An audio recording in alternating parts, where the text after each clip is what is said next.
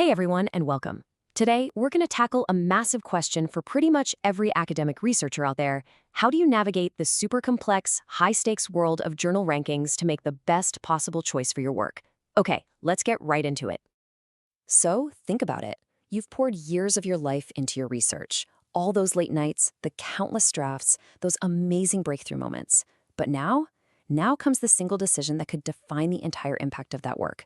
It's not just about getting it published. It's about getting it published in the right place. And believe me, the stakes are incredibly high. The right journal can be a launchpad for your career, getting your work in front of the right people and opening up doors for funding. But the wrong choice, it's not just a dead end. It's a huge step backward. It can lead to frustrating rejections and basically bury your work where no one will ever see it. Yeah, this whole process, it's kind of like a gauntlet you have to run. It's a challenge every single researcher has to face, and figuring out how to navigate it is an absolutely critical skill. And you can really see the two different paths laid out here. On one side, you have this amazing positive cycle. The right audience leads to more visibility, which in turn boosts your career. But on the other side is a vicious cycle. Rejection leads to your work being hidden away, which can seriously hurt your chances for future funding. It's so much more than a simple choice. It's a major strategic fork in the road. So, how do we make sure we're making that good choice? Well, the first tool in our toolkit is understanding the quartile system.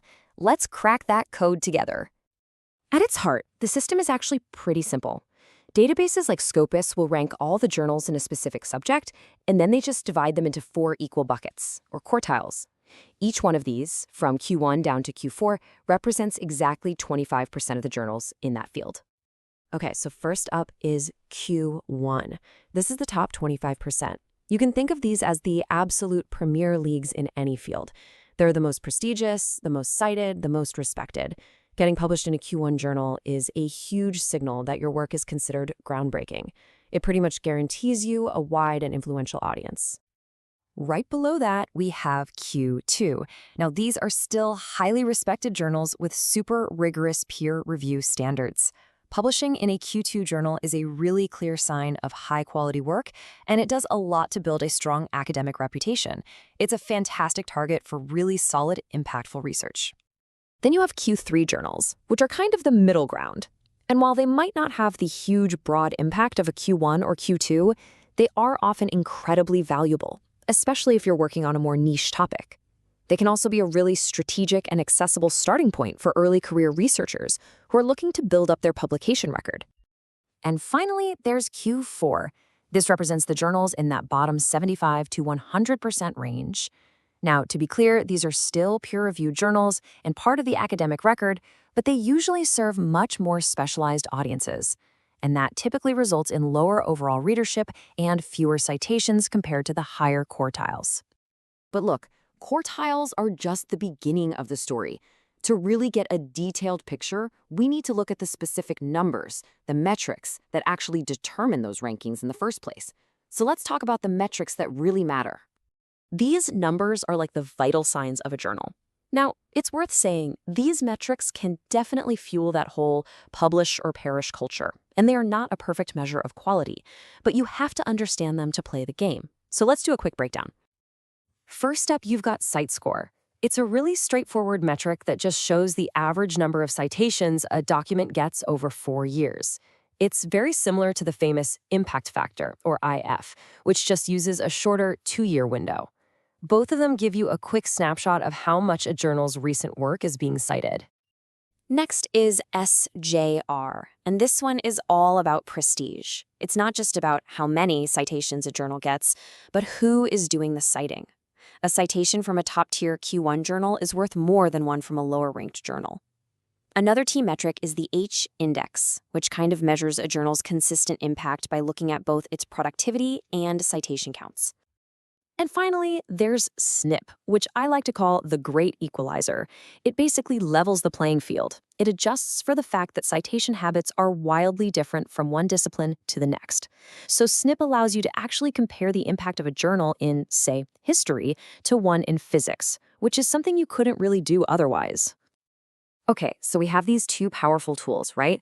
We've got the big picture overview from Quartiles, And then we have the nitty-gritty details from the metrics. So the big question is, how do they actually work together?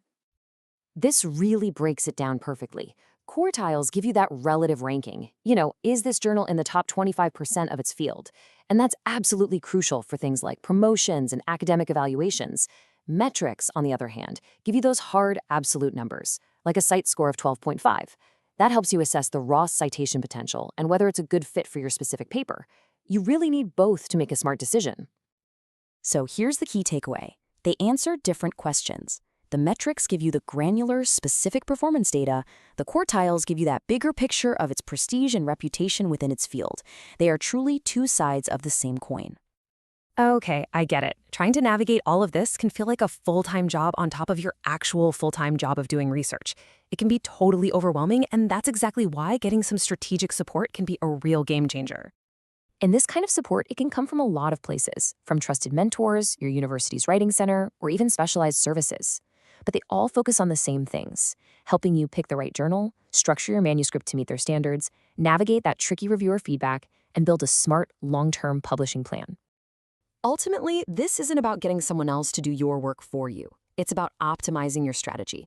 Leveraging a good support network saves you so much time, helps you sidestep the frustration of getting rejected over and over, and it lets you get back to focusing on what you're truly passionate about, the research itself.